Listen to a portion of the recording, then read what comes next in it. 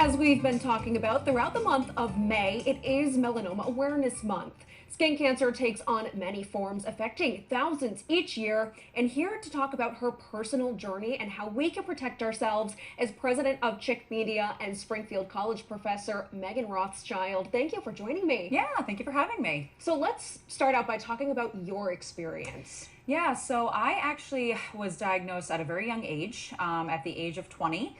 I was in my sophomore year at college, and I had noticed this mole on my stomach that had started to change and itch and sort of get darker. And I brought it to the attention of my doctor, who actually looked at it and said, "I think it looks fine."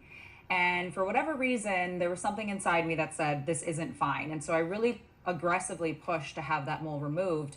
And about 2 weeks later, I was diagnosed with stage 2 melanoma. Wow. Yeah. And for someone who doesn't know, what are the stages of melanoma? Yeah, so there's 4 stages. Stage 1 means it's really basically just right there on the skin, and it's an easy, not easy, but relatively easy removal. Stage 2 means it's gone a little bit deeper. You're going to need a deeper excision. Stage 3 means it's in the lymph nodes, and stage 4 means that it's unfortunately traveled to an organ, and your cancer is now in an organ.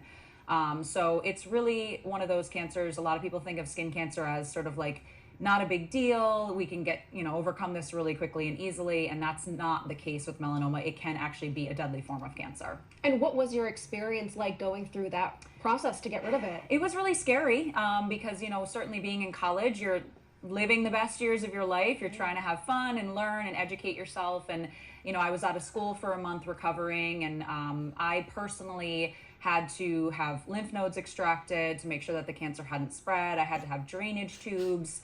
Just a lot more involved than I had originally anticipated. So it was a recovery process. And I think being so young too, people in their 20s don't necessarily think about that. They're outside, they're tanning, they're enjoying the sun. Exactly, yeah. So what are some ways, even at 20, any age really, that you can protect yourself from it? Definitely wearing sunscreen on exposed parts of your body, and year round, right? So we live in New England. A lot of people don't think of sunscreen in the winter, but it is really important to protect your skin on a regular basis.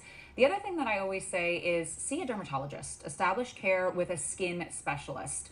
A lot of people go to their primary care physician, and primary cares have a lot to consider and think about when you're having symptoms or when they're looking at a patient, whereas a dermatologist has gone to school for so many years to focus specifically on your skin.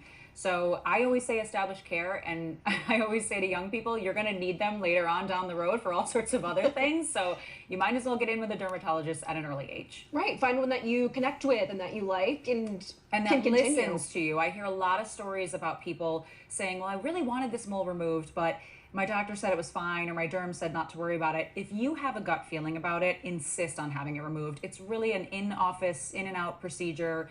It's quick and easy, and then they send that mole for biopsy to make sure there's no cancer cells inside of it. Kind of like what you were saying, you just had that feeling. I did, and I was 19 at the time. I ended up being diagnosed about a couple days after my 20th birthday, but for whatever reason, I just knew something wasn't right. And kind of like you said too, sunscreen in the winter. That isn't, we don't think about that. Like you said, in New England, no. But you're still out and about. You're still getting that sun too, right? Yeah. We always think that we're getting a wind burn or a cold burn when we're on the slopes. I know a lot of people who ski, you still have to protect your skin, especially with the reflection off of the snow. It's amplifying the UV radiation from the sun. So you do need to consider sunscreen on a regular basis. And now that we're approaching summer months, we have to be really diligent about that. And are there any lasting effects? So once you've had melanoma, you are at a greater risk to get it again. Oh. So unfortunately, I see the dermatologist every 4 months. Most people go every 1 to 2 years.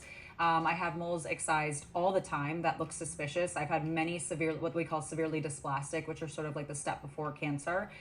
So once you've had it, you're just at a greater risk to get it again. So you have to be super diligent. Interesting. I didn't know that. Yeah, it's tough. It's not one of these cancers where you can kind of just ignore, and not that there's any really cancer that you can do that with, but with skin cancer, you can actually take actionable steps to make sure that you prevent further occurrences. And now you said you see the dermatologist every 4 months. Every 4 months. Are you a certain kind of sunscreen that you particularly use, or what else do you do throughout your week to kind of protect yourself from it? Absolutely. So yeah, I like mineral-based sunscreens instead of chemicals, so more of the physical blockers than chemical blockers. And I'm diligent about knowing what's going on in my skin. So a lot of times I'm checking and seeing something and I'm like, okay, I got to bring that up to the dermatologist. So I'll actually take a picture of it on my cell phone so that the next time I go in, I can point it out to the derm, and I can also look and see if changes are occurring myself. But we do recommend a monthly skin exam and really get to know the spots on your body. If there's anything new that's showing up or changing in size or getting darker, those are all causes for concern. Well, Meghan Rothschild, thank you so much for joining me and sharing your experience with us today.